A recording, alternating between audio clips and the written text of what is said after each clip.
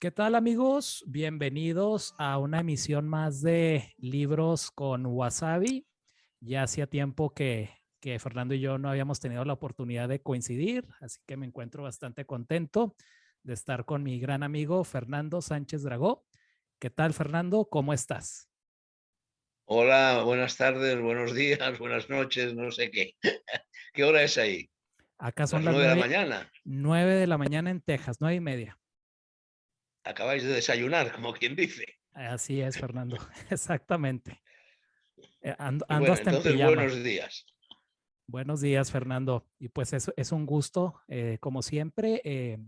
Amigos, por favor, suscríbanse a la página para que apoyen este proyecto sin fines de lucro. Así que, bueno, ahora vamos a tener la oportunidad de hablar sobre un gran artista, un artista renacentista, que aparte fue muy amigo de Fernando, eran compadres, y es Luis Eduardo Aute. Así que la primera pregunta, Fernando, es ¿cómo y dónde conociste a Luis Eduardo Aute? Bueno, conocerlo, vamos a ver, una cosa es conocerlo físicamente, presencialmente, como se dice ahora, y otra cosa es, hombre, enterarme de que existía Luis Eduardo Aute. Ese encuentro, digamos, anímico, espiritual, artístico, fue naturalmente anterior al encuentro físico. Yo supe de Eduardo Aute, pues poco, como un año antes de la muerte de Franco, porque fui a una sesión de cineclub que había en un cine de Madrid, Cine California, que yo creo que pusieron allí la película de Fellini, 8:15, 8:30.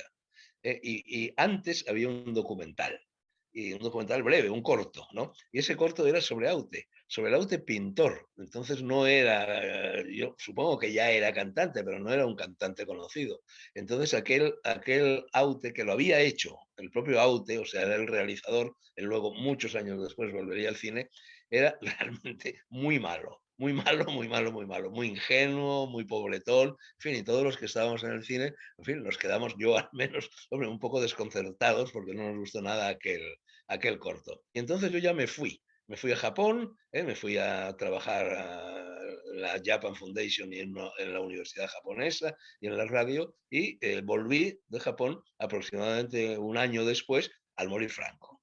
Entonces, 2 o 3 meses, vamos, 6 meses después de la muerte de Franco. Y entonces es cuando yo volví allá prácticamente con mi libro, en fin, mi ópera magna, Gárgoles y Avidis, una estrella mágica de España, 11 kilos de folios escritos minuciosamente debajo del brazo buscando un editor.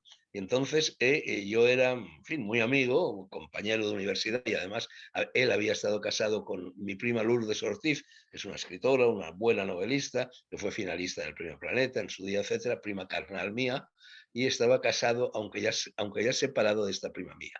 Y entonces él era un pequeño editor, Jesús Munar, que era poeta, y tenía una pequeña editorial, la editorial Hiperión, que hacía referencia pues, al título de ese libro célebre de Hölderlin. Y era una editorial minúscula, minoritaria. Sin embargo, bueno, yo en aquel momento, con este tocho tremendo que yo acababa de escribir y que iba a ser muy difícil que encontrar un editor, porque ya era un escritor completamente desconocido. Era el primer libro mío que se publicaba, no que se escribía. Había escrito otro con anterioridad que apareció después, pero en aquel momento yo era un absoluto desconocido en el país, entonces era muy difícil que un editor corriera el albur de coger un libro en 4 volúmenes de 2000 páginas de temas raros, en fin, con un estilo barroco, un estilo recargado, un estilo muy rico de léxico, de sintaxis, de morfología, en fin, no para todos los públicos, digamos, y era muy difícil. Y entonces otro amigo, Rafael Sarró, era Munarriz. Yo la verdad es que no había pensado en Munarriz porque era un editor demasiado a cometer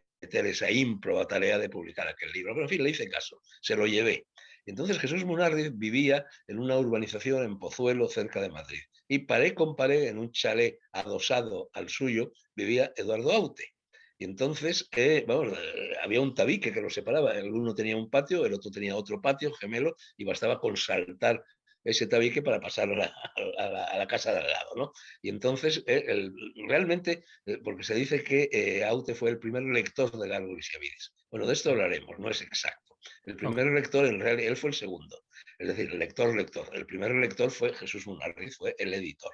Entonces yo le hablé de este libro y él esa misma noche, te estoy hablando pues sería el mes de abril de 1976, abril-mayo, dijo, vamos a pasar, te voy a presentar a este amigo, cantante, pintor, artista, que vive aquí al lado, Eduardo Aute. Y entonces pasamos. Y estuvimos allí pues tomando una copa con él. Y así le conocí. Y yo luego me fui, me contrató la Universidad de Fez, en Marruecos, como profesor de español, de lengua española y de historia, etcétera, y me fui allí. Y entonces yo tenía casa en Fez, y ahora ya te estoy hablando del otoño de 1976 y de todo 1976.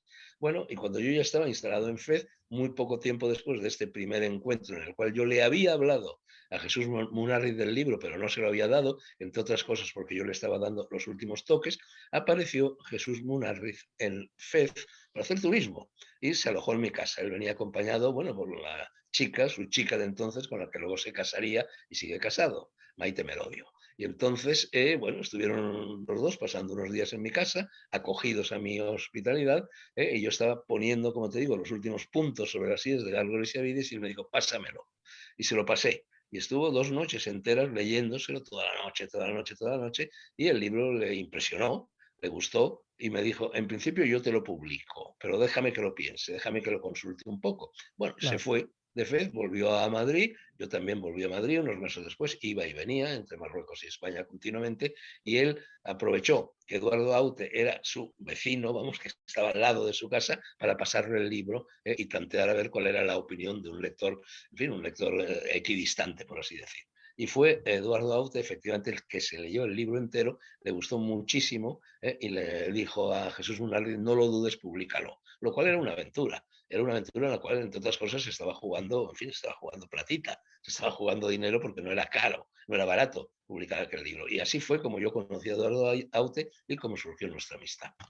Entonces, ¿crees que esa opinión de Aute sobre tu libro, sobre el editor, fue lo que hizo que se publicara o no tuvo, o no fue tan Hombre, tanto importante? como eso, hombre, eso es difícil decirlo, es un futurible, porque probablemente el libro, tanto con el sello editorial de Munarriz como con otro sello editorial, probablemente habría acabado saliendo.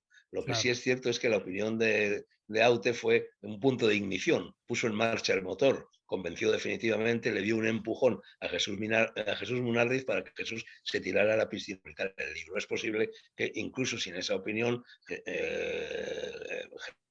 libro a otras personas y hubiera llegado a las mismas conclusiones. Esto ya no lo sé. Yo creo que sí, yo creo que el libro estaba destinado a publicarse porque hay una especie de fatum en la literatura, porque yo lo he probado en algunas ocasiones, por lo cual cuando algo en literatura tiene un valor literario intrínseco, hombre, yo estoy convencido, y mucha gente lo cree también, que no estoy pecando de petulancias. Digo que Gárgoles y Avides tenía un valor literario, histórico, intrínseco, antes o después se abre paso, antes o después aparece publicado. Yo recuerdo que como antecedente, justo muy poco tiempo antes de que yo empezara a seguir Gárgoles y Avidis, cuando yo llegué desde Japón, desde Roma, perdona, donde estaba exiliado a Japón, e inicié mi largo periplo asiático, que luego tuvo, en la época de los hippies, etcétera, Katmandú, Goa, Bali, que tuvo mucho reflejo literario en mi obra, me impresionó tanto aquel mundo que estaba descubriendo. En aquella época no había turistas, verdaderamente viajabas casi, casi como Marco Polo, con el mismo espíritu, ¿no? Entonces a mí me impresionó tanto lo que descubrí en Egipto, en la India, en Pakistán,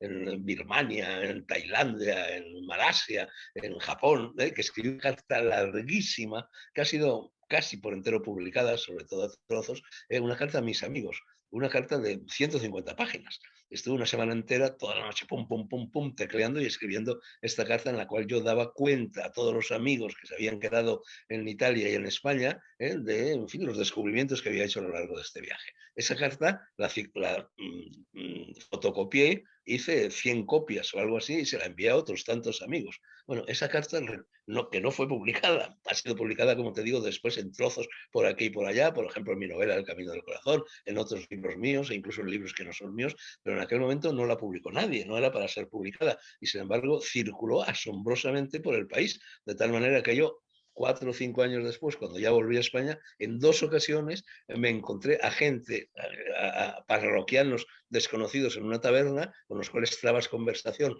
porque os estáis tomando una caña juntos, que habían leído la carta, que había llegado a sus manos, ¿no? Entonces, bueno, había ese antecedente con esto. Quiero ilustrar ese fatum de la literatura, de que al final lo que ha sido escrito, si merece la pena, acaba dándose a conocer. Así que probablemente el libro habría salido de otro modo, pero es verdad que el empujón que le dio a Aute fue un empujón en el momento oportuno y fue decisivo. Eso es increíble, yo creo que es algo que poca gente sabe y de hecho yo pensaba que Aute había sido el primer lector, pero bueno, ya me corregiste, dices que fue el segundo. Hombre, es que lo normal es que el primer lector fuera el editor, para que el Claro, editor se quedara lo suficientemente impresionado como para buscar un lector para ese libro, ¿no? Es lo que hacen todos los exactamente, editores. Si tú escribes un libro y se lo envías a un editor, el editor lo va a entregar a su comité de lectura. Es decir, va a haber lectores. El editor no es un lector propiamente dicho. claro.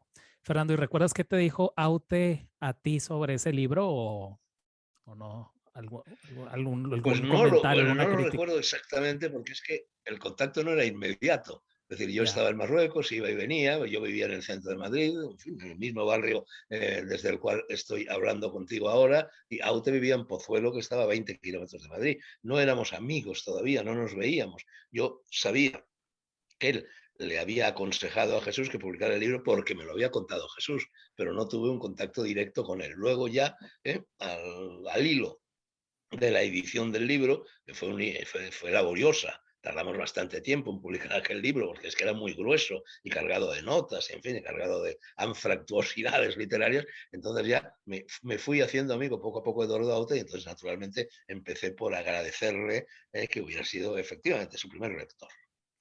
Y fíjate, hablamos muchas veces de él, claro, por supuesto.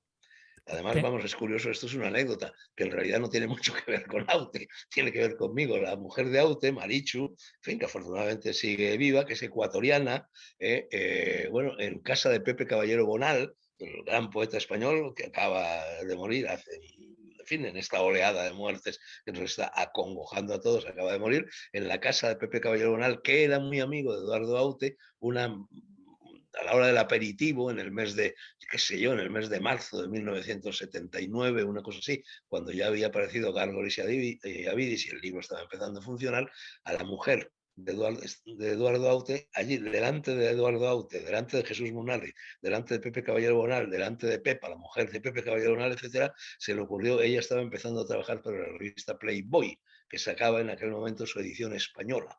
Y entonces se le ocurrió proponer y fue aceptado. Lo que pasa es que luego, en fin, como en tantas otras ocasiones, estas ideas un poco fantasmagóricas no se llevan a cabo. Había propuesto a la revista Playboy una sección de doble página que serían las confesiones de Fernando Sánchez de la Mora. Y entonces ahí se montaba una especie de confesonario, pero de confesonario de iglesia, en la cual yo, convertido en cura y disfrazado de cura, escuchaba las confidencias eróticas, sentimentales, pecaminosas, emocionales que me iban haciendo distintos personajes conocidos, fundamentalmente mujeres.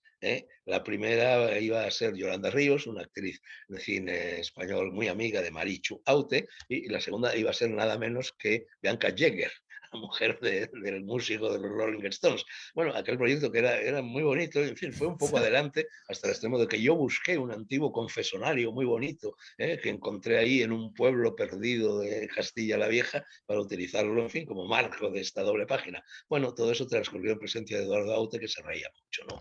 Y bueno, y que intervino en el asunto y ahí quedó. Y bueno, y a partir de ahí la verdad es que ya empezó la amistad, que llegó a ser una amistad verdaderamente fraterna. Vamos, si yo tuviera que escoger entre los amigos que se me han ido a lo largo de los 2 últimos años con el COVID, ha habido muchos realmente, algunos de ellos, en fin, grandes amigos, ¿no? Pero vamos, tendría que elegir tres que eran casi, casi como hermanos. Uno, Luis Racionero, escritor, filósofo; otro, Escotado, que también acaba de morir, escritor, filósofo, etcétera, y el tercero sería Luis Eduardo. claro. Fernando, ¿tú consideras más a Aute un pintor, un músico o un poeta? O cineasta también. Yo considero a Eduardo Aute un creador. Entonces, bueno, es una de esas personas que crea constantemente, que crea en todo lo que hace, que crea en la conversación, que crea en la amistad, que crea en el amor, que crea en la soledad, que crea en la compañía, y que si se pone a hacer cine, crea; si se pone a pintar, crea; si se pone a escribir, crea; y si se pone a cantar, crea. Entonces, claro, lo que le ha dado más popularidad entre el gran público son, por supuesto, las canciones. Ya se Claro. sabe que las canciones son como alas que llevan lejos los mensajes líricos, los mensajes artísticos, pero vamos, yo creo que es, en fin, la fuerza de creatividad que tenía Aute era igual de intensa en todas sus actividades. Hay algunas que te podrían interesar más, que te podrían interesar menos, pero vamos, yo no sabría encasillar, es decir, y eso lo sabes tú muy bien porque alguna vez lo hemos comentado, que para mí Aute era, a lo mejor es un poco exagerado lo que digo, pero ya sabes que en el Renacimiento, en Italia, se crea esa figura que se llama l'uomo universale, el hombre que sabe de todo. Leonardo da Vinci, Miguel Ángel, Claro. el artista que puede ser pintor, que puede ser escritor, que puede ser escultor, que puede ser científico y que todo lo hace bien. Bueno, esa figura del hombre universal, que en cierto modo luego en el gran segundo periodo de la Ilustración europea, después del Renacimiento, que va a ser la Ilustración francesa, la de la enciclopedia, Voltaire, Diderot, Rousseau, d'Alembert, etcétera, etcétera, etcétera, pues va a ser también el hombre enciclopédico, el hombre que lo sabe todo. Entonces, Aute era un ejemplo de artista universal, era un ejemplo de uomo universal. Entonces yo podría preferir alguna, pero bueno, eso sería una opción estrictamente personal. No, yo, por ejemplo, soy una persona. ¿Me oyes ahora? Es que Sí, están sí te pasando escucho. cosas raras en el ordenador. ¿Me oyes? Sí. Sí, sí te escucho. Eso de los ordenadores me desespera, Luis, me desespera, como sabes. Bueno, entonces, es decir, que yo, por ejemplo, yo soy una persona poco dada a la música, lo reconozco, porque, entre otras cosas, por mi torpeza técnica, porque para poner música tienes que saber manejar aparatos que reproduzcan la música. Yo me quedé en los discos de vinilo. Sí, hasta la época de los discos de vinilo llegué. Tengo todavía mi viejo tocadiscos, como se llamaban entonces, el de vinilo, que funciona perfectamente. Tengo una enorme colección de discos de vinilo, muy valiosa, la verdad, porque en ella hay de música clásica, con todos los grandes maestros de la música clásica, hasta música folclórica, canciones políticas, de autor, zarzuela, de todo, y tengo una enorme colección, pero me paré ahí. Ya cuando llegaron luego otras modalidades de reproducción de la música, pues prácticamente dejé de oír música, ¿no? Entonces, la faceta canora de Eduardo Aute, que es la que más éxito ha tenido, sin duda alguna, para mí era, entre sus distintas facetas artísticas, quizá la más lejana, quizá la más desconocida. Sobre todo, la verdad tengo que confesar que, hombre, las canciones de Aute, muchas de ellas son sentimentales. Son amorosas, son de carácter amoroso, incluso a menudo de alto voltaje erótico, ¿no? Entonces Claro. yo muy a menudo he escuchado músicas de Aute mientras yo estaba con una chica. En fin, con el factor romántico o erótico de relación con esa chica, pero no era la clase de persona que me iba a una tienda, buscaba un disco de Aute y lo ponía, entre otras cosas porque él me los regalaba, yo los tengo todos, ¿no? Eso sí, tuve la suerte, tuve la fortuna de asistir a muchos de sus conciertos porque él me invitaba, cuando me pillaba en Madrid o cuando me pillaba en alguna ciudad por la que yo estuviera de paso, pues he ido a muchos conciertos de Aute, como he ido a muchos conciertos de Sabina o de Bunbury o de otros amigos en el mundo de la canción. Además, claro, el mundo de la canción, yo no soy, yo musicalmente me detuve en el rock. Luis, ya sé que a ti el rock te gusta mucho, ya sé que a todo el mundo, por lo menos de unas generaciones inmediatamente anteriores o incluso en mi propia generación les gusta mucho, pero yo con el rock, y a mí me caen muy bien los rockeros, y yo siempre digo de mí mismo que yo soy una especie de rock sin banda sonora, pero a mí la música de rock no me gusta, me parece estridente. Yo, por ejemplo, detesto la guitarra eléctrica. Detesto, veo que tienes instrumentos de todo tipo alrededor y que Sí. todos ellos quizá no, la batería quizá Ahí no, están, ahí pero están. vamos, tienes guitarra eléctrica. Yo, claro, este sonido gangoso de la guitarra eléctrica, te confieso, y sé que esta confesión me costará cara porque me atacarán los amigos y los enemigos que vean este vídeo, no me gusta nada la guitarra eléctrica, me descompone. A mí me gusta la guitarra de verdad, la guitarra de cuerdas, el Sí, sonido sí, sí. cristalino, nítido, limpio, puro de la guitarra de cuerdas. En cambio, pues, con la música del rock me he obligado a ella, ¿eh? En mi época hippie, porque claro, yo fui un hippie, más hippie que todos los hippies juntos, ¿no? Pero tenía el problema que a ellos les gustaba una música que a mí no me gustaba. Y me pasé meses enteros en Soria, cuando me instalé en Soria, recién muerto Franco, compré todos los discos, en fin, de los grandes maestros de la música rockera de finales de los años 60 y de comienzos de los 70, y me obligaba a mí mismo, me los ponía y me estaba horas y horas y horas escuchando a la fuerza, estamos fumando porros y escuchando a la fuerza esta música que no me gustaba. En fin, para incorporarme, digamos, a los mismos gustos de mi generación y de mis amigos y de mis compañeros compañeros de fatiga, hasta que ya llegó un momento, al tercer o cuarto mes, dije, va, se acabó. A mí esto no me gusta, no me gusta, y se acabó y no la escucho más, y dejé de escucharla. Entonces, en cambio, Aute no era así, Aute no era un cantante rockero. Antes Aute era un cantante, en fin, mucho más tradicional, mucho más Claro. melódico, mucho más poético, mucho más lírico. Entonces sí, la música de Aute, bueno, pues me llegaba a lo mejor igual que me seguían llegando la música de los boleros, de Nat King Cole, etcétera, etcétera. Estaba mucho más en esa línea, ¿no? Y aparte de como letrista, la voz de Aute yo creo que es incomparable, ¿eh? Tenía una voz muy especial, Bueno, él tenía una voz muy suave. muy suave, Él exactamente, no, porque, en fin, él no era un chorro de voz, ah, precisamente, ¿no? Tenía una voz, claro, necesitaba que se amplificara la voz. A pero mí a veces me costaba trabajo a diferencia de muchos entenderlo. cantautores, a diferencia de muchos cantautores como Sabina, Silvio, que no son buenos cantantes, yo creo que Aute sí era buen cantante, ¿no? Es decir, tenía un tono de voz muy, como dices tú, muy nítido, pero muy Era bueno. un buen cantante cercano, Así pero no es, era un cantante de masas. No era, en fin, como para salir a un escenario delante de 20.000 personas y enardecerlas, ¿no? Era un así es, cantante más de Watt que de discoteca, que de macro discoteca, ¿no? claro, así es. Fernando, ¿cómo se hicieron tú y Aute tan amigos a tal grado que eran compadres, ¿no? Me parece que le bautizaste a uno de sus Bueno, hijos. vamos a ver, éramos muy parecidos de carácter, muy parecidos de gustos. En definitiva, habíamos leído los mismos libros en nuestra infancia y nuestra adolescencia. Él era algo más joven que yo, pero no mucho. Entonces, veníamos de la misma matriz y naturalmente eso une mucho. Al mismo tiempo, bueno, pues los dos estábamos en posiciones políticas opuestas al franquismo y críticas con la dictadura, pero no acérrimas. Tampoco nos tomábamos la política, en fin, tan en serio como se la tomaban otras personas, ni nuestras opiniones eran tan drásticas, ¿no? Entonces, bueno, todo eso nos fue uniendo, ¿no? Nos fue uniendo y luego, hombre, teníamos, en fin, tú muchas veces me has oído citar incluso en nuestras charlas esa frase de Proust, que tanto me gusta, de que lo que verdaderamente une a las personas no es la identidad de pensamiento, sino la consanguinidad de espíritu. Entonces, Claro. Aute y yo éramos espiritualmente muy consanguíneos, ¿eh? Nos gustaban las mismas cosas, nos gustaba hacer cosas juntas. Entonces, fueron años, aquellos además, años gloriosos, años benditos, cuando estaba ya desapareciendo la dictadura, cuando la dictadura fue sustituyendo por una España diferente, que luego naturalmente degeneraría también, porque todo en este mundo degenera, pero que tuvo aquellos años muy bonitos en los cuales realmente salir a la calle, ir a los cafés, estábamos descubriendo mundos, descubriendo cosas y todo eso lo estábamos haciendo juntos. Entonces, las grandes amistades nacen, Luis, no tanto porque uno salga a cenar con ellas, sino porque se hacen cosas juntos. Entonces, en aquella época nosotros, los que nos hicimos amigos, hacíamos cosas juntos. No nos limitábamos a pensar de modo más o menos parecido o a compartir, en fin, momentos de ocio. No, hacíamos algo y eso une mucho.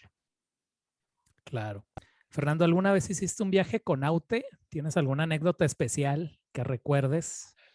Bueno, grandes viajes no, la verdad es que grandes viajes no, porque, bueno, en primer lugar porque él viajaba mucho para los conciertos, pero los músicos cuando van de concierto en concierto van disparados, van a todo meter, vamos, no, yo en cambio no, yo era un viajero pausado, yo era un viajero hippie, yo era un viajero escritor, yo me iba a sitios muy lejanos, tardaba en recorrerlos, es decir, estaba continuamente fuera. Entonces hicimos, hombre, él vino por Soria en varias ocasiones, vino a Castilfrío, yo estuve con él, por ejemplo, pues, la última vez que estuve fuera de Madrid con él fue en Roquetas de Mar, donde dimos juntos una conferencia sobre poesía, luego estuvimos cenando juntos y tal, pero ya, mira, yo anécdotas, hombre, si me pongo a rebuscar anécdotas, habría muchas, pero ya ves, si tú me pides una anécdota, la anécdota que a mí se me viene a la cabeza inmediatamente no es de un viaje, o mejor dicho, sí, es de un viaje, pero de un viaje callejero por Madrid, porque es lo que siempre contaba Eduardo Aute como manifestación hacia mí, digamos, de, en fin, de admiración y de complicidad.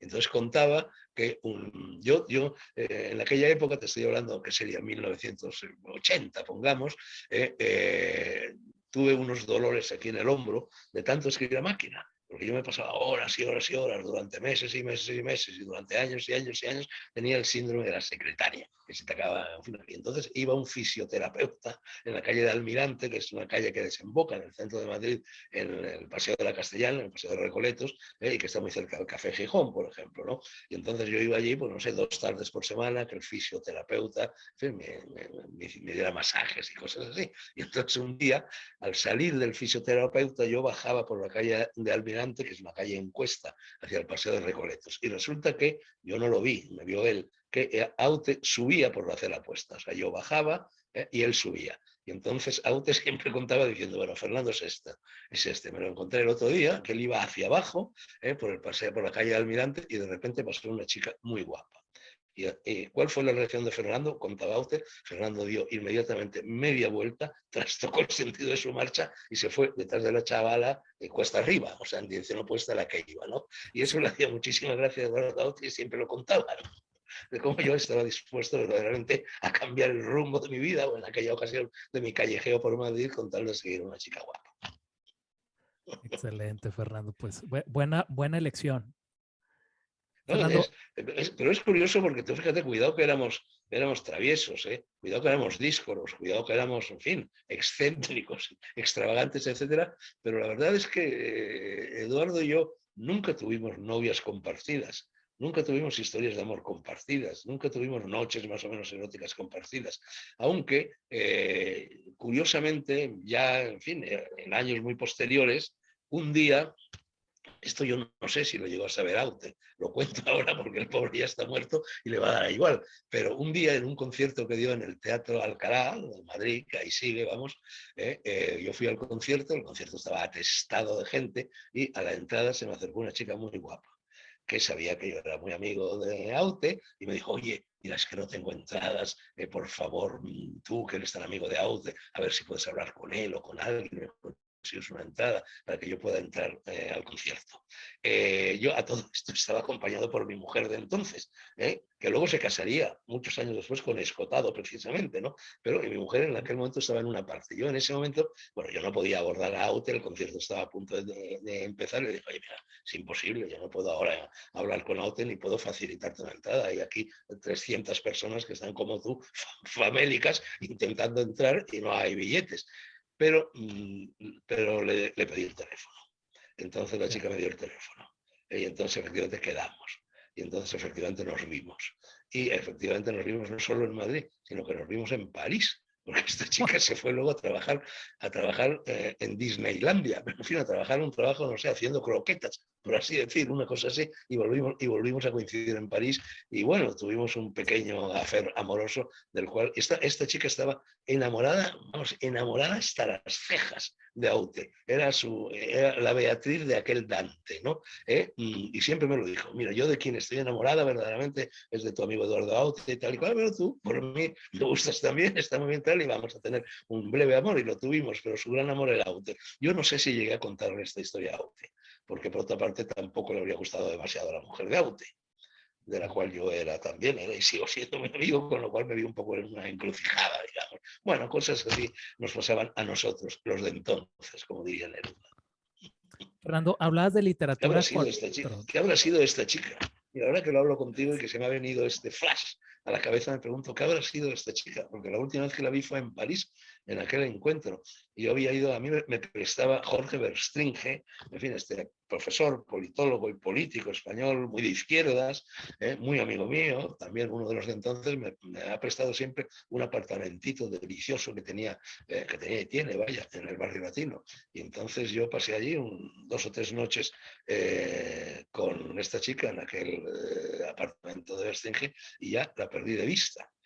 Y únicamente volví a saber de ella estos caminos que se cruzan porque Jorge Verstringe, que me había prestado el apartamento, pero que no sabía que yo iba a llevarme a él a una chica, se le acercó en el supermercado un día una chica, esta, y le dijo, tú eres Jorge Verstringe, ¿verdad? Dijo, sí. Pues yo he estado viviendo en tu apartamento de París. Jorge se quedó muy sorprendido y le dijo, sí, con Sánchez Dragó, etcétera, etcétera, etcétera. Pero no he vuelto a saber nada de ella, cosa que siento. Así que si por casualidad está viendo esta entrevista, un beso, Claro. Maite. Ah, Maite. Saludos, saludos. Fernando, No, no levantes la mano, Luis, que no es para ti el beso, que es para Maite. no, digo saludos a Maite. Oye, Fernando, hablabas de literatura con Naute, no sé si compartían autores, el gusto por algunos autores o por algunos libros en especial.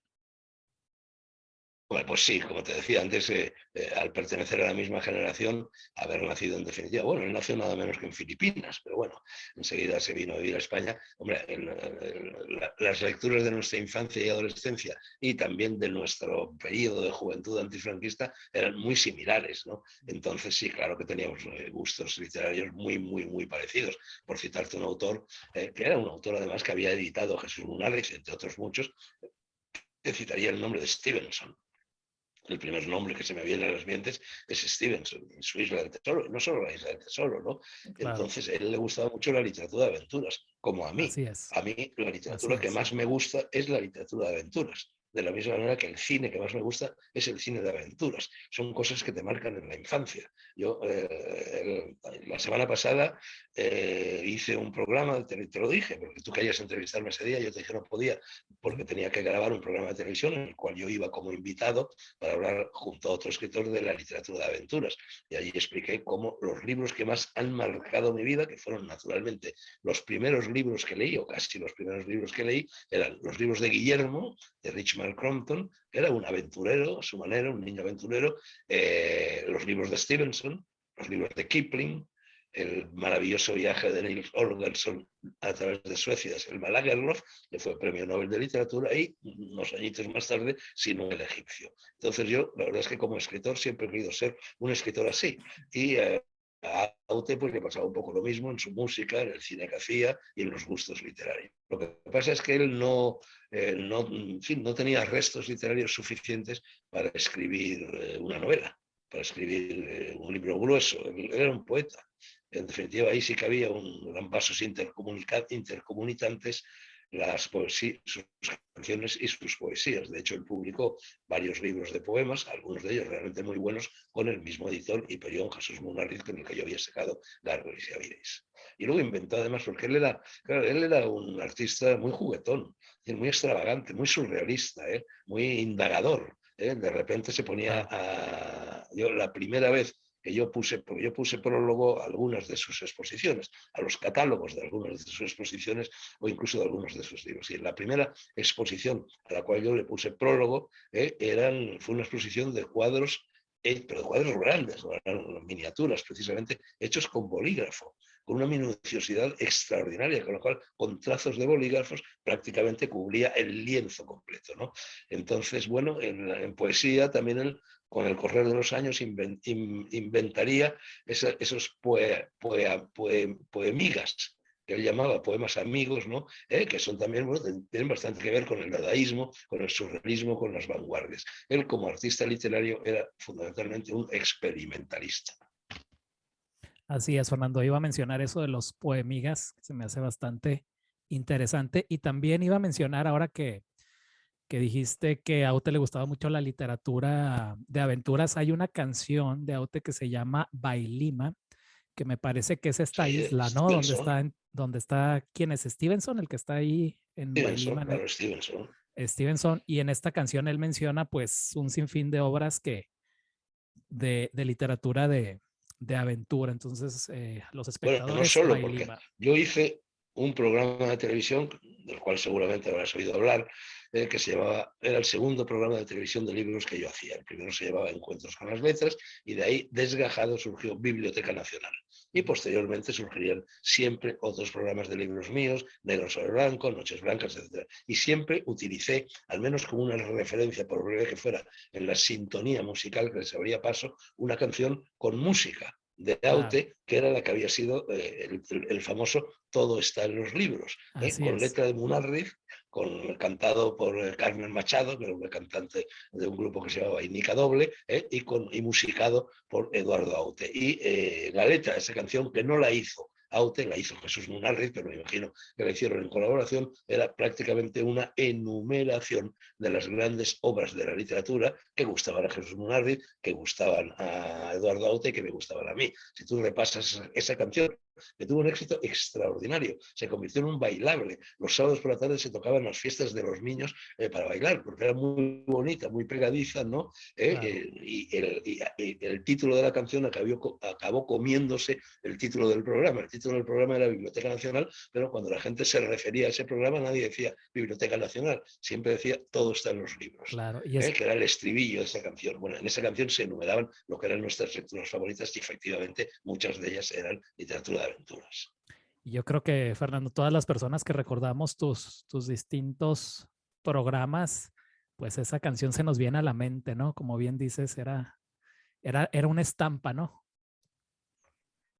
Sí, sí, tuvo. No, yo luego la volví a utilizar en El Mundo por Montera. La volví a utilizar, bueno, por supuesto en Negro sobre Blanco. La volví a Claro. utilizar en El Faro de Alejandría. La volví a utilizar en Las Noches Blancas. La volví a utilizar en Libros con Wasabi, que es el último programa de libros que yo he hecho. Unos cuantos compases, una referencia, pero que bastaban para que inmediatamente las antenas de la gente sintonizaran con lo que había sido, en definitiva, mi segundo programa de libros, ¿no?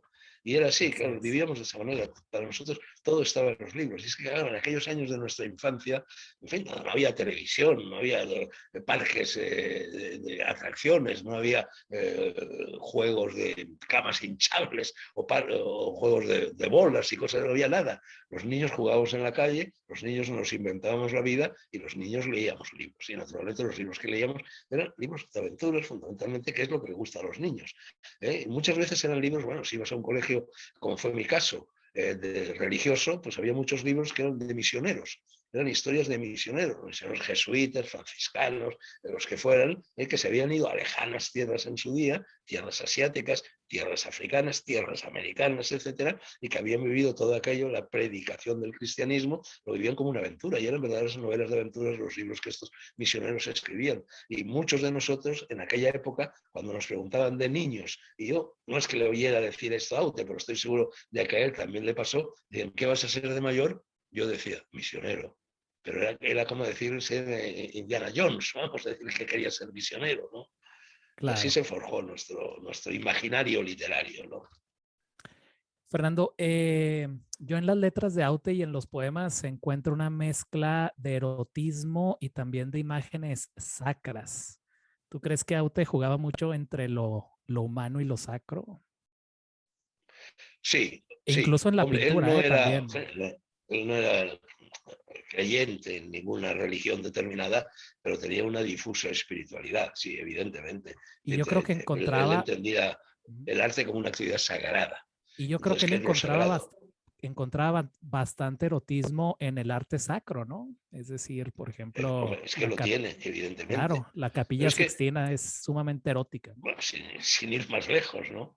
Pero Ujú. es que en la medida en que el arte es, por definición, sagrado, el arte está siempre en conexión con la religión.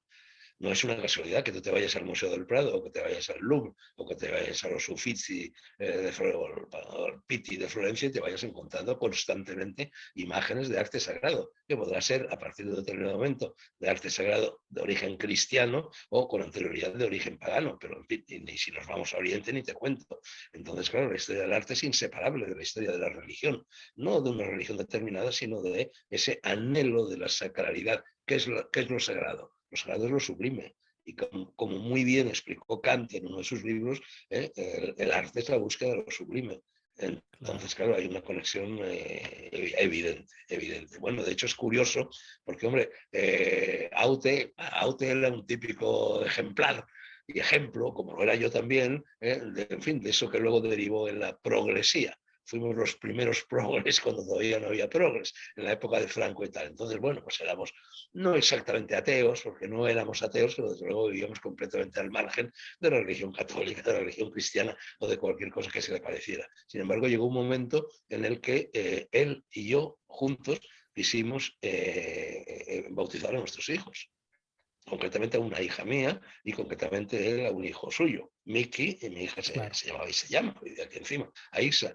Y entonces los bautizamos en la iglesia de toda la vida de los franciscanos, al lado de la cual había nacido yo, a una manzana de distancia de la casa en la que yo había nacido, en una iglesia de padres franciscanos, y allí que nos fuimos, la gente le llamaba la atención, de, hombre, Aute y Dragó, así que son tan, en fin, tan progres, tan ajenos en fin, a la liturgia cristiana y tal, van y bautizan los dos juntos a sus hijos, con música sacra, por supuesto, en una iglesia de los franciscanos, que estaba muy cerca de la casa donde nació Dragó, y oficiada prácticamente, no te digo que fuera así, porque ya habría muerto, imagino, pero por el mismo cura que había casado a mi padre y a mi madre, ¿no? Entonces, bueno, somos compadres. Y luego nos fuimos juntitos todos a celebrar, en fin, con un festín bautismal, el acontecimiento a casa de Aute, donde él efectivamente murió en aquella desdichada jornada hace pocos años. Claro. Fernando, tú que conociste a Bueno, y Aute, no solo eso, ahora que lo dices, tú sabes que él presentó un libro mío. Lo Soseki, presentó, bueno, intervino en la presentación de ese libro mío dedicado a un gato, a mi gato Soseki. claro. Y me pillas en un momento muy delicado porque en estas Navidades, además de Escotado, además de los amigos que se me ha muerto el más querido de mis gatos. Tenía 3 gatos y uno de ellos, Bufanda, al que habrás visto fotografiado, mucho blanco y negro, se va muerto estas Navidades, se va muerto de una afección renal, porque el punto débil de los gatos es precisamente el sistema renal. Y bueno, ha sido una cosa verdaderamente, hombre, muy dramática. Lo he vivido de una forma muy dramática, especialmente mi hijo Aquela, que tiene ahora 9 años y que lo había visto, el gato había visto nacer a mi hijo Aquela literalmente en este mismo sofá que ahora está cerca de mí.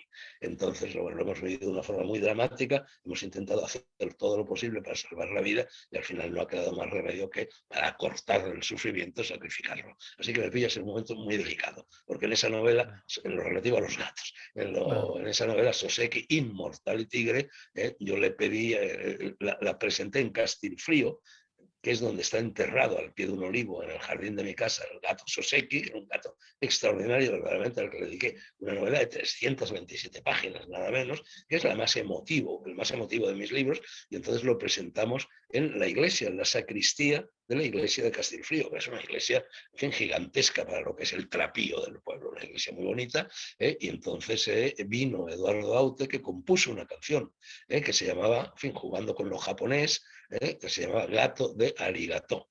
Con estos juegos de palabras que a él le gustaba tanto practicar, en las estrofas de esa canción continuamente hacía, en fin, este juego entre gato en castellano, y arigato, que es como se dice, como sabes, gracias en japonés. Que, por cierto, curiosamente, aunque no todos los japoneses están de acuerdo con esta teoría, porque les parece casi como si les estuviéramos arrebatando algo muy íntimo, ¿tú sabes de dónde viene? Parece ser, la palabra arigato. Viene No, del no tengo idea. portugués, de cuando los misioneros jesuitas y franciscanos españoles y portugueses fueron a Japón, los portugueses decían obrigado, obrigado, obrigados, como se dice gracias en portugués, y el obrigado se pasó al arigato, y los japoneses ahora dicen en definitiva arigato en portugués, pero no lo saben, no lo saben y no les gusta nada que se les recuerde esto, Por que a lo ahí, mejor es etimología de conveniencia, como diría Chomsky. por ahí en YouTube, Fernando, hay un reportaje de esa presentación de ese libro donde sale Aute y me acuerdo que andan por las calles de tu pueblo y tú andas enseñando el pueblo, no sé si lo has visto, Así pero está por en ahí, YouTube. Yo es que, como ah, sabes, yo soy un torpón tremendo en todo lo que se refiere a YouTube y estas cosas. claro, Pues le voy a decir a alguien que me lo busque. Vamos, si yo, lo tienes tú a mano y me lo sí, envías, te sí, estaré muy agradecido. te lo busco y Lo que te pasa lo es que mando, Fernando. sé que me voy a echar a llorar, pero bueno, ¿qué se le va a hacer? Te lo busco y te lo mando y lo voy a poner aquí en los comentarios para que los espectadores también lo puedan ver. Fernando, volviendo a Ute, tú que lo conociste tan de cerca, ¿él se consideraba más un pintor que un poeta, que un músico? Bueno, él a lo que menos importancia le daba era a sus canciones. Digamos que esa era su parte de más éxito, pero su parte, no sé, más superficial, más de cara al público, pero menos de cara a él mismo. Entonces él le daba muchísima importancia a la poesía y a la pintura.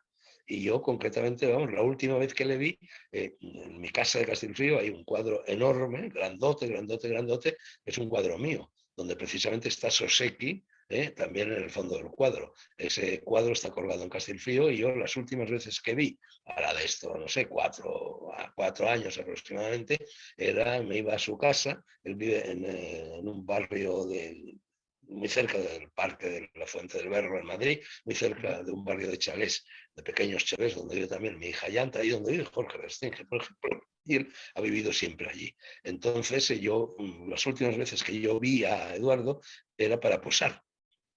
Iba a su casa y posaba para este cuadro que él iba poco a poco pintando. Y al cabo, esto duró como 2 o 3 meses. Y al cabo de 2 o 3 meses, cuando él ya consideró que el cuadro estaba terminado, yo fui a verlo y a llevármelo. Efectivamente me lo llevé a Castilfrío. Lo inauguramos, digamos que se hizo la vernisas en un encuentro leusinos, ¿no? Entonces, la última vez que yo vi físicamente, materialmente, presencialmente a Aute fue cuando fui a su casa para ver el cuadro ya terminado, ¿no?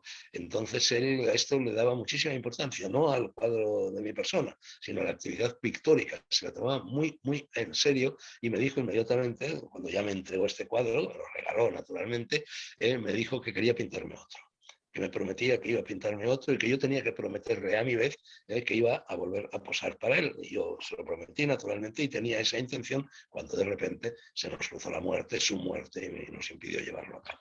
En fin, hay un segundo retrato de Dragó pintado por Eduardo Aute que solo existe en el mundo de los espíritus. Ya. Por cierto, ese encuentro de Leucino donde participó Aute también está ahí en YouTube y está también la plática de la charla de Aute. Te lo mando también. Bueno, allí tuvimos, no, pero ese fue un encuentro ilusino anterior al del cuadro. Bueno. El encuentro ilusino al que aludes, en el cual efectivamente vino como uno de los ponentes, como uno de los intervinientes Aute, bueno, él dio su charla, yo di la mía, etcétera, y luego tuvimos casi a petición de la gente una larga charla, mano a mano, completamente improvisada, de índole filosófica, remontándonos un poco, en fin, de una manera quizá algo megalómana, a ese cuadro de Rafael, que es la escuela de Atenas, en la cual están Aristóteles y Platón discutiendo, rodeados Sí, por los sí, sabios de la época, y Aristóteles está con el dedo apuntando a la tierra, con filósofo más terrestre, más de claro. andar por casa, más de la materialidad, y Platón está apuntando al cielo, como Así filósofo es, más del espíritu, más de el lo yin y el yang. inmaterial. Y entonces ahí jugamos un poco este doble papel que gustó muchísimo a la gente, muchísimo, muchísimo, de Eduardo y yo, pues interpretando en definitiva los roles de Platón y de Aristóteles. Y sucedió una cosa maravillosa en aquel encuentro leusino, ya que hablábamos de gatos, y es que una gatita preciosa, simpatiquísima, buenísima, que merodeaba por el pueblo y por las casas, y que entraba en las casas, salía de ellas, etcétera. Yo luego me quedé durante muchos años con uno de sus hijitos. Bueno, mientras yo estaba hablando, sentado, en fin, una especie de tarima detrás de la mesa, estaba encinta aquella gata y vino y parió sobre mis zapatos. Yo casi ni me di cuenta, vino, se acurrucó allí, ya sabes que los gatos suelen hacer estas cosas, en fin, yo noté su calorcillo, su ronroneo, porque las gatas ronronean incluso cuando están dando a luz, en vez de los clásicos dolores del parto, ellos expresan el ronroneo, ¿no? Y entonces la gente estaba admirada, yo veía a la gente que miraba, no sabía por qué miraban tan fijamente a mis zapatos, y es porque estaba dando a luz a sus cachorrillos esta gata encima de los zapatos, y fue el día de Aute, así que había, en fin, también esta especie de predestinación gatuna entre Aute y yo. Bueno, él tenía un perro, que no sé qué habrá sido este perro, porque era el perro más golfo de todo el barrio. Vamos, el golfo que se escapaba continuamente de casa y era famoso porque se tiraba, como decimos aquí en España, se cepillaba, se acostaba con todas las Sí, perras sí. y las dejaba embarazadas. Y no sé qué habrá sido del perro de Aute. Era un perro muy feo, pero muy golfo, muy golfo. Y te lo digo también porque ahora yo voy de vez en cuando a ese mismo barrio pues para ver a mi hija que vive allí Claro. y angustia esta especie, en fin, de proceso de decrepitud, de entropía que se va produciendo alrededor de una persona cuando esa persona muere. Se ha ido todo el mundo. Ya no vive allí ni Maricho, su mujer, ni ninguno de sus 3 hijos, Pablo, Miki o Laura, se han ido todos, están un poco perdidos, no contestan cuando se les llama por teléfono, y la casa yo creo que ha sido vendida y yo creo que la están derribando, que ya, en fin, quedan las ruinas en pie y van a construir allí otra casa, sabe Dios, un casoplón, lo que sea y tal. Entonces la verdad es que cuando yo paso por delante, pues la verdad es que me angustia ver aquello, ¿no? Fernando, he visto varias entrevistas que le hacen a Aute en esa casa y ahí tenía él su estudio, ¿no? ¿Era una casa de 2 pisos? ¿Cómo era esa casa? ¿El estudio estaba arriba o cómo? Bueno, era un doble chalet. Ya te he dicho antes que Ya, el barrio era un barrio de chalés. ya. Entonces él unió dos chalés, y efectivamente cada chalet tenía 2 pisos. Y en uno Ok. de ellos, en fin, el segundo, digamos, en fin, en orden de adquisición, es donde él tenía su estudio. Y allí se pasaba horas y horas y horas encerrado, leyendo, pintando, en fin, haciendo lo que fuera. Es Allí es decir, donde yo es decir, posé todo, para él. todo el chalet era su estudio. Uno de. No, todo el chalet, toda la parte superior del chalet. Ah, ya. Muy Luego, bien. el chalet de Aute era un zaquizamí, era un chalet desordenado, era un chalet lleno de muebles por todas partes, era un chalet lleno de objetos, era un chalet que durante mucho tiempo fue una especie de lugar de reunión de la noche de Madrid, de los Claro. cantantes, de los poetas, de los pintores, en fin, de los bohemios, ¿no? Fue uno de los lugares de la bohemia de Madrid, entonces estaba todo aquí un poco manga por hombro, ¿no? Un poco todo patas arriba. Y la parte donde estaba su estudio, bueno, esa parte, claro, estaba como suelen estar los estudios de los pintores. Están todos llenos de manchas de pintura, de chafarrinones por aquí, por allá, de cuadros a medio hacer, a medio empezar, a medio terminar. En fin, era un ambiente muy pintoresco, verdaderamente, muy de Eduardo Aute, muy de Fernando. Eduardo.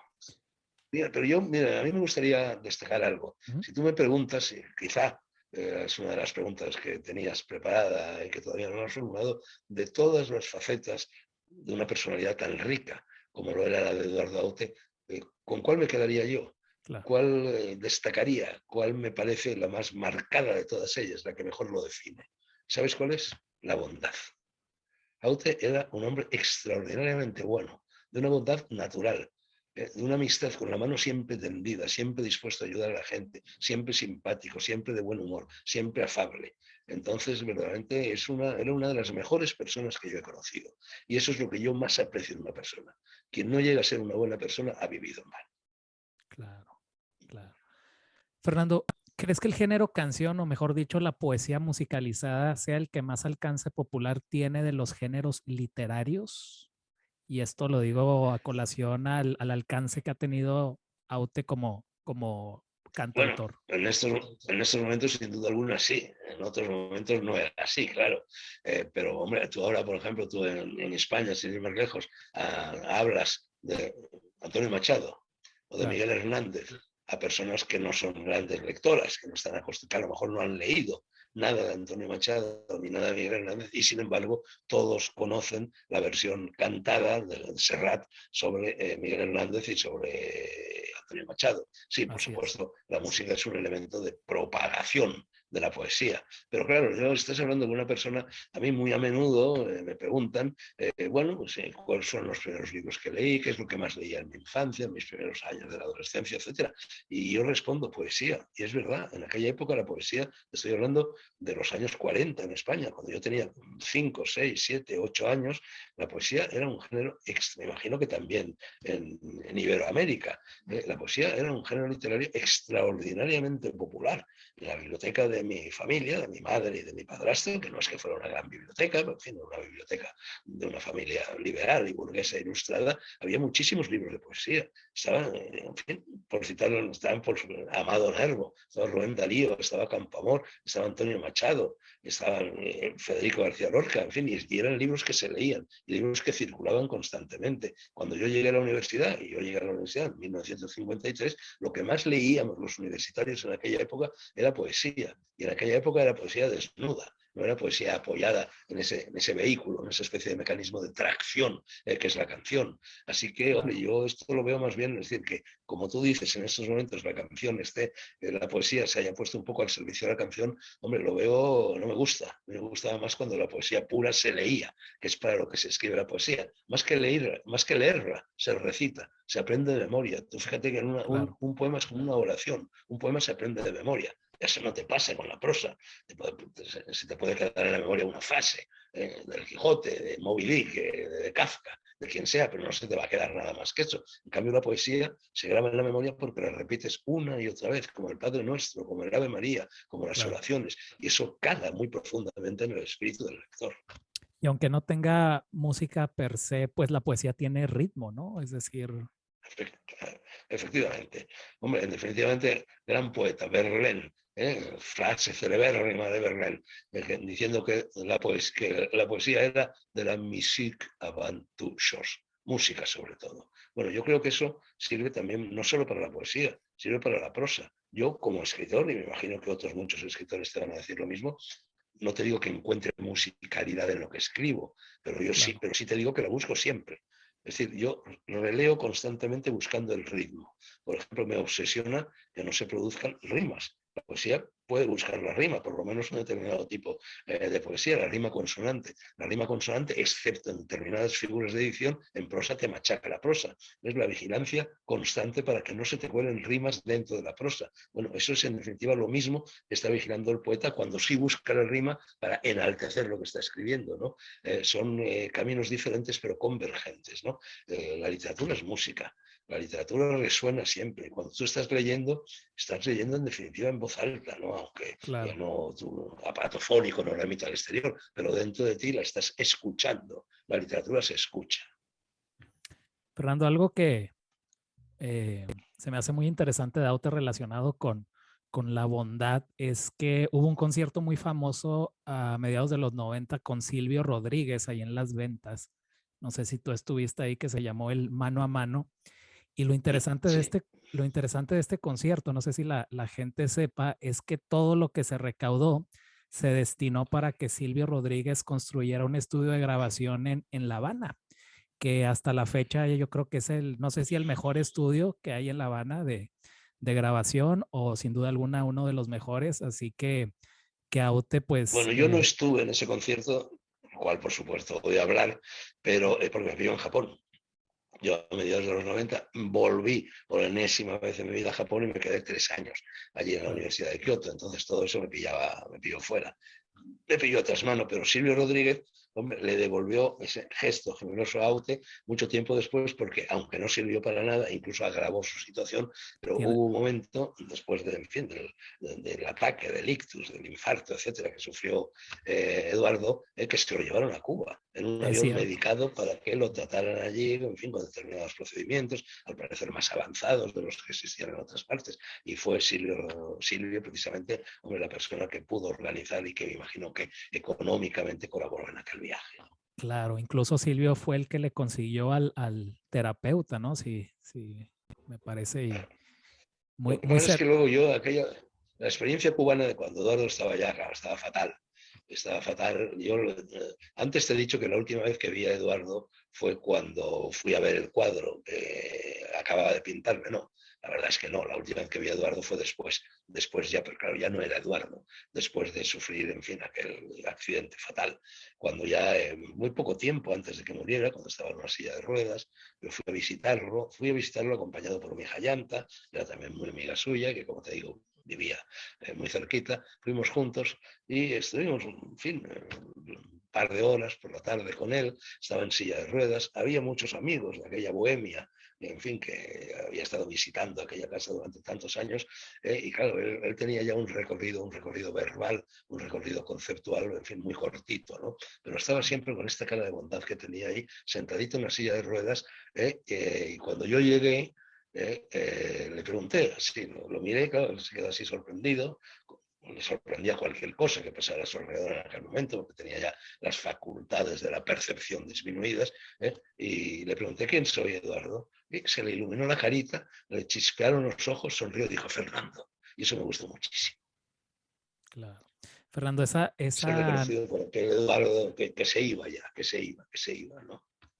te voy a confesar algo que cuando me enteré de la muerte de Escotado, que me enteré ya meses después, recordé esa anécdota que me estás contando, la cual ya la conocía. Y esto porque en el encuentro de Leucino en el que participé, que fue en el 2019, que también participó Escotado, tuve esa gran fortuna.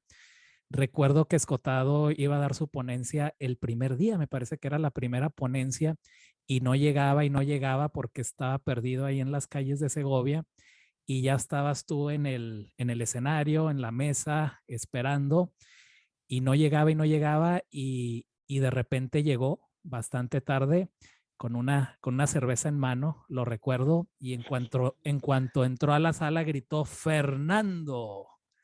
Ese Fernando nunca se me va a olvidar, ¿eh? Bonita, bonita anécdota, Luis.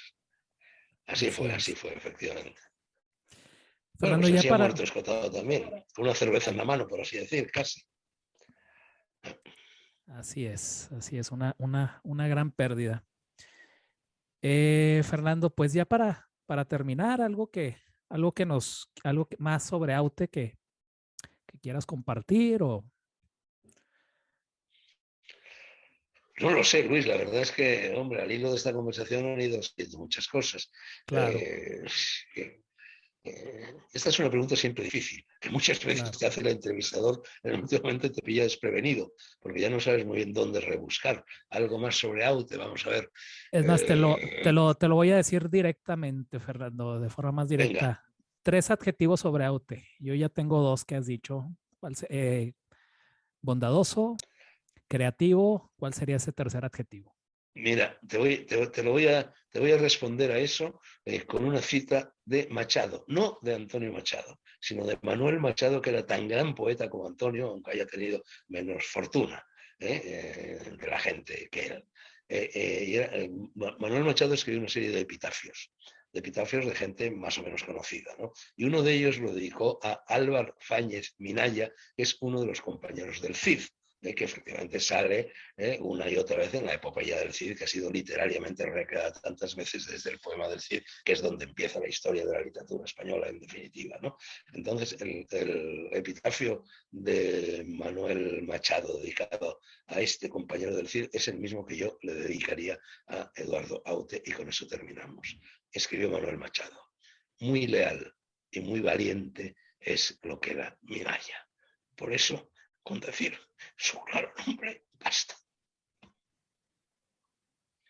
No sé si se me ha entendido porque se me ha quebrado la voz. Muy leal y muy valiente es lo que era Aute. Por eso, con decir su claro nombre, basta. Así es. Y lo mismo opinamos muchas personas de ti, Fernando. Y te lo decimos en vida. Pues muchísimas gracias, Fernando, por Namaste, una. Luis, namaste.